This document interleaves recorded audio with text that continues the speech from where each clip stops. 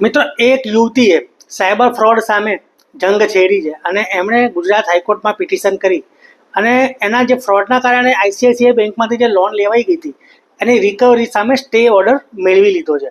તો આખો મામલો શું છે એ હું તમને જણાવું. તો આખો મામલો એવો છે કે અમદાવાદના સેટેલાઇટ વિસ્તારમાં રહેતા સુશ્રી ખુશ્બુબેન શાહ એ જ્યારે એમની જોબ ઉપર કે અથવા એમના ઘરે હતા ત્યારે કોઈ સાયબર ફ્રોડસ્ટરનો એમને કોલ આવ્યો હતો અને આ ઘટના છે ડિસેમ્બર 2023ના રોજની. અને આ સાયબર ફ્રોડસ્ટરે એમને એવી ધાક ધમકીઓ આપી કે ભાઈ તમારું જે ઇન્ટરનેશનલ પાર્સલ છે એમાંથી ડ્રગ્સ ને બધું પકડાયું છે એટલે તમારી સામે અમે કેસ કરવાના છે. એટલે આમને યુવતીને એટલી બધી ગભરાઈ નાખી કે એમની જોડેથી બધી એમના એકાઉન્ટની ડિટેલ્સને બધું માગી લીધું અને ગભરાટમાં એમણે ડિટેલ્સ આપી દીધી. હવે એમના એકાઉન્ટમાં પૈસા હતા નહીં.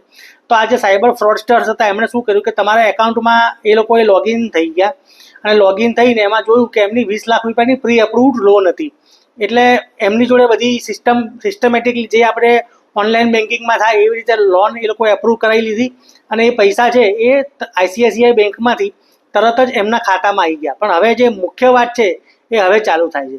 એટલે આ 20 લાખ રૂપિયા આવી ગયા એમાં ગણતરીની મિનિટોમાં આ જે સાયબરના અપરાધીઓ છે એમના બેંક ખાતું બેનિફિશિયરી તરીકે એડ થઈ ગયું અને એની 1-2 મિનિટની અંદર જ જે 20 લાખ રૂપિયા હતા એ તરત જ છે ને એ બેનિફિશિયરીના ખાતામાં જમા થઈ ગયા. એટલે જે ઝીરો બેલેન્સ હતું, જે 700 રૂપિયા જેવી રકમ આઈસીઆઈસીઆઈ બેંકમાં પડ્યા હતા ખુશ્બુબેનના, એ જ રહ્યા 20 લાખ રૂપિયાનું ચીટિંગ થઈ ગયું. હવે આ બાબતમાં ખુશ્બુબેને પોલીસમાં બધે ફરિયાદ કરી અને પણ એમાં તો પૈસા જતા રહેતા એટલે કોઈ આગળ વાત વધી નહીં.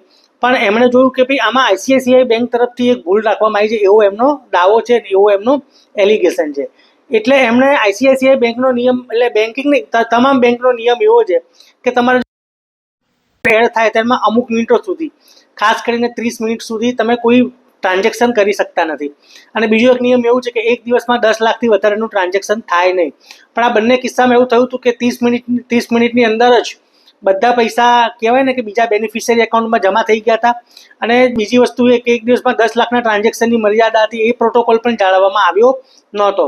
એટલે એમણે રિઝર્વ બેંકના બધે એપ્રોચ કર્યો, બેન્કિંગ લોકપાલમાં પણ એપ્રોચ કર્યો, પણ ક્યાંયથી રાહત ના મળી. એટલે મામલો પહોંચ્યો તો નામદાર ગુજરાત હાઈકોર્ટમાં એડવોકેટ કેવિન વરિયાવા મારફતે અને નીતિશ ગાંધીના મારફતે.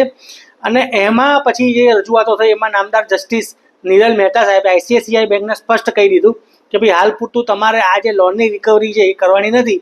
એટલે લોનની રિકવરી સામે સ્ટે આવી ગયો અને હવે આવતા જાન્યુઆરી 2026માં કેસની સુનાવણી રાખવામાં આવી છે. વધુ સમાચાર માટે જોતા રહો લો ન્યૂઝ નિકુંજ સોની.